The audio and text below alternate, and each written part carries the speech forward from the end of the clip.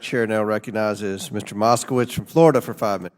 Mr. Chairman, thank you, and thank you for holding this an important topic. I replaced Congressman Ted Deutsch in Congress in the last election, and he lost his nephew to fentanyl. And I remember when that happened, to an accidental fentanyl overdose.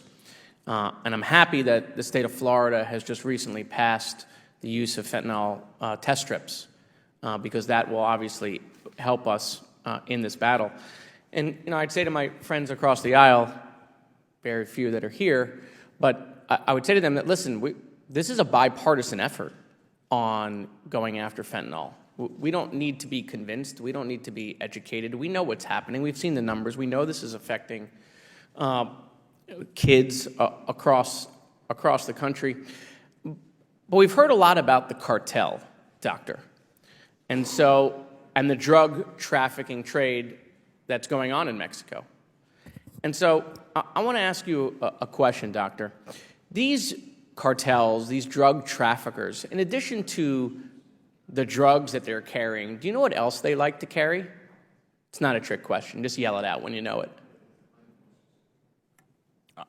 Guns. They like to carry guns, Dr. Gupta, right? That's what protects the cartel.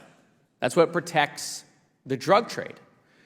Do you know where they get their guns? Do you know where the cartel, the guys that they're talking about, get their guns? You know where they get their guns? From illicit, illegal purchases. That's right. In the United States. And do you know where those illicit, illegal purchases are happening and where they're coming from? Largely from the United States. That's right.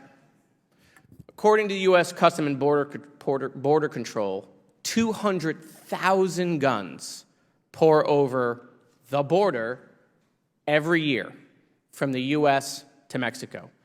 These weapons are being used to contribute to organized crime. They're being used by the drug trade, the cartel, and 70% of all of the weapons the cartel is using are manufactured in the United States.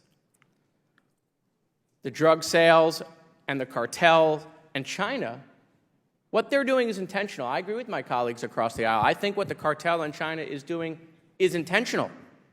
But so is what the gun manufacturers are doing. It's intentional. And so all of these guns manufactured here, pouring over the border, we, the United States, are arming the cartel.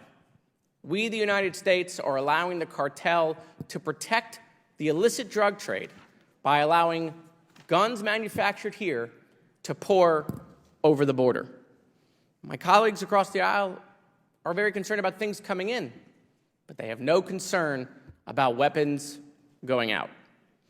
And so Mexico has even filed lawsuits against the gun manufacturers.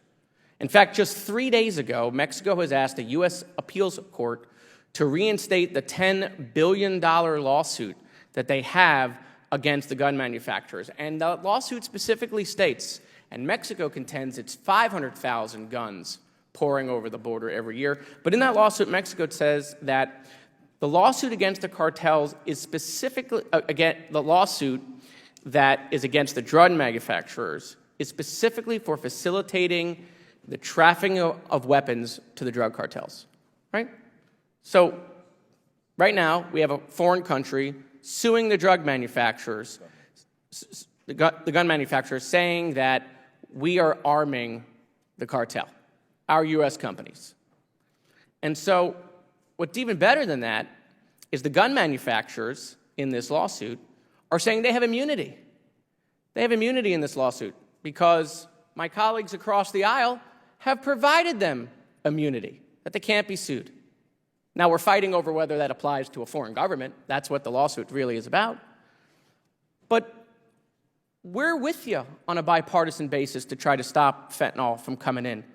But can you be with us on a bipartisan basis that maybe the gun manufacturers shouldn't have immunity to sell guns, to make sure to have guns get in the hands of the cartel?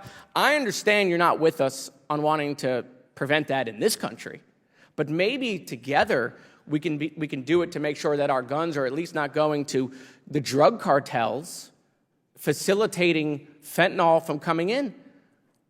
I mean, when are you guys going to wake up and realize that guns are a part of this equation? I yield back, Mr. Chairman.